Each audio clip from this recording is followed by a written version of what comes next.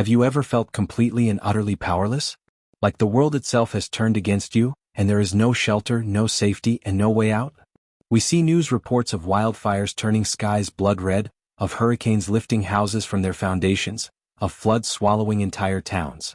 In these moments, it's easy to believe that only chaos reigns. But what if I told you that in the very heart of that chaos, there are stories of something else? A presence, a comfort, a miracle. Today we're going to share 3 such stories. Stories from ordinary Americans who, in the face of unimaginable disaster, believe they encountered an extraordinary helper. They call her Mary.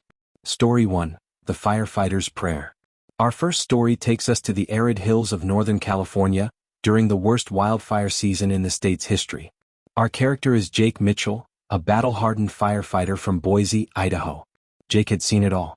He was a man of logic, of water pressure, of wind patterns and containment lines.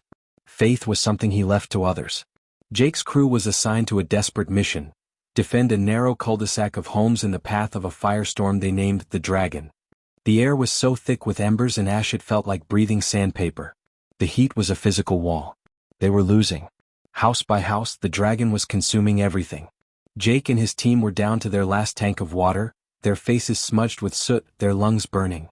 They made their stand at the last house on the street, a small blue home with a child's bicycle lying on its side in the front yard. It was a symbol of everything they were about to lose. As the fire crested the hill, a 50-foot wall of flame roaring towards them, Jake did something he hadn't done since he was a boy. He prayed. It wasn't eloquent. It was a gasp. A desperate, internal cry. God, if you're there, we can't do this alone. Send help. Send anyone. And that's when he saw her. Through the shimmering, distorting waves of heat, he saw a figure. It wasn't another firefighter. It was a woman standing between the wall of fire and the house. She wore a simple blue cloak that seemed untouched by the wind and embers. She didn't move. She just stood there, a serene, impossible calm in the heart of the inferno. Jake blinked, sure it was a hallucination from heat exhaustion. But when he looked again, she was still there. And then the wind shifted. Not just a little, but a massive, sudden shift that pushed the main body of the fire away from the cul-de-sac and back onto the already burnt-out ridge. It was a meteorological anomaly that the weather service would later be unable to fully explain. The house was saved. The entire street from that blue house onward was spared. When the smoke cleared, Jake stumbled to where the woman had been standing. There was no one there. No footprints. Just a single untouched patch of green grass.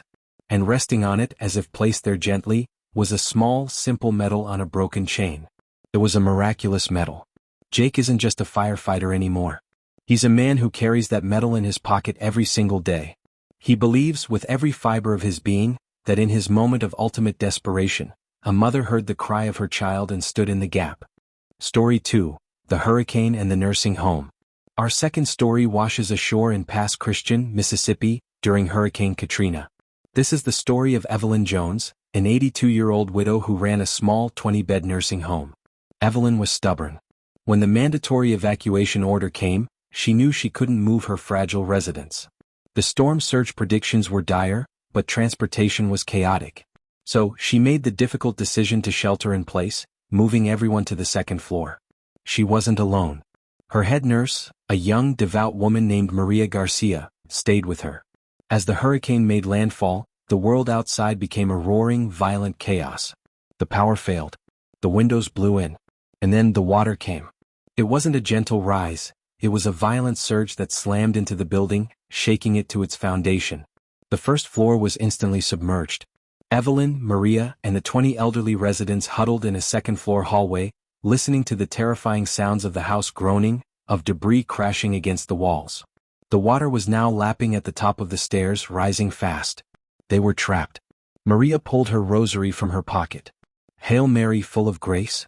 She began to whisper. Evelyn, who hadn't prayed in years, found herself joining in, her voice trembling. One by one, the other residents, some confused, some terrified, began to recite the familiar words with them. It was a fragile chorus against the symphony of destruction outside. Suddenly there was a loud crack. A massive oak tree, torn from its roots by the storm surge, slammed into the side of the building, punching a hole through the wall. But it didn't flood them. Instead, the tree created a bridge, a ragged, dangerous but passable bridge, to a nearby two-story garage that stood on slightly higher ground. "We have to move. Now," Maria yelled. It was an impossible exodus. Carrying, supporting, and coaxing 20 frail, terrified elderly people across a splintered tree trunk in the middle of a hurricane. But they did it. As the last resident was pulled to safety in the garage, the nursing home roof, with a final, mournful groan, collapsed in on itself. Later, when they were rescued, a Coast Guard officer told Evelyn it was a miracle they all survived. He said the water line on the garage showed the surge had risen another 4 feet after they crossed. No one could have survived in the nursing home. Evelyn looked at Maria and simply said, "We had help." Maria nodded, clutching her rosary. "She was wearing blue," Maria said softly. "I saw her guiding the last of us across. I thought it was you, Evelyn." But Evelyn had been at the front of the line. To this day, several of the residents speak of the nice lady in blue, who held their hand and told them it would be okay as they crossed that terrifying bridge. Story 3, The Tornado and the Basement. Our final story takes us to the flat, tornado-prone plains of Oklahoma. We meet Ben Carter, a high school science teacher and a proud skeptic.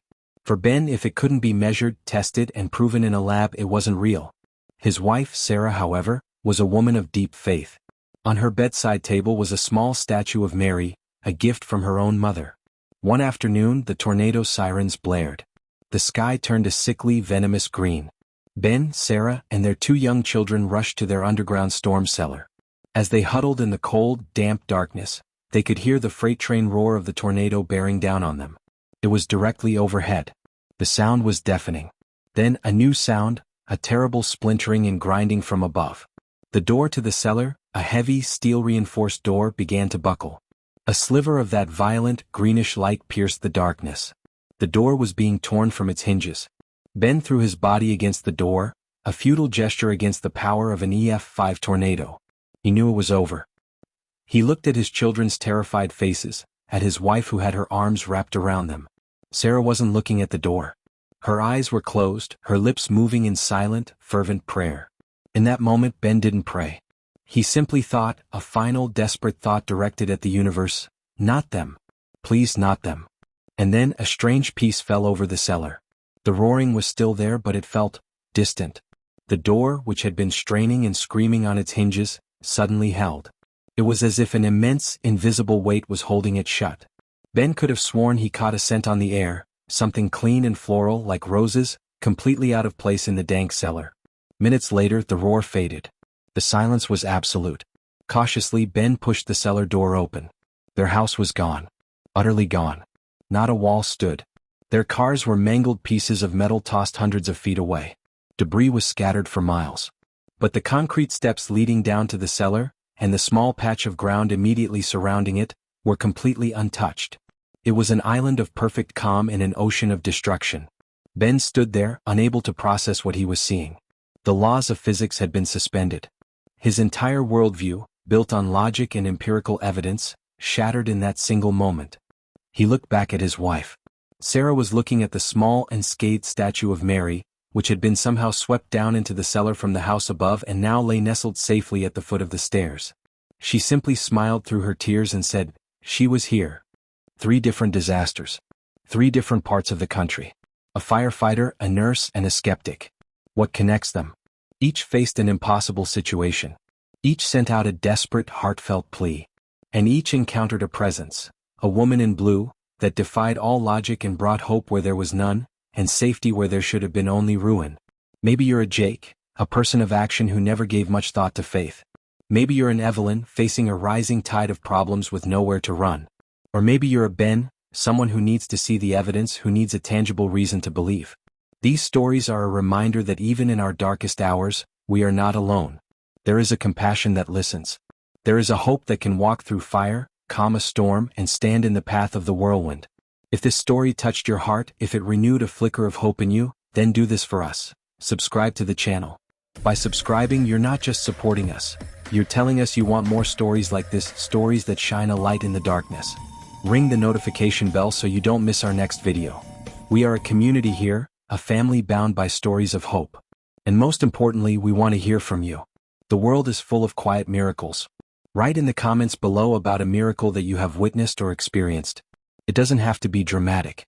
Sometimes the smallest miracles are the most profound. Let's create a testament to hope right here in this comment section. Finally, share this video. Share it with someone who is facing their own storm right now. Someone who feels powerless, who is losing hope. Send them this story. Give them a reason to believe that an unseen guardian might just be watching over them too. Thank you for watching. Hold on to hope. It's more powerful than you know.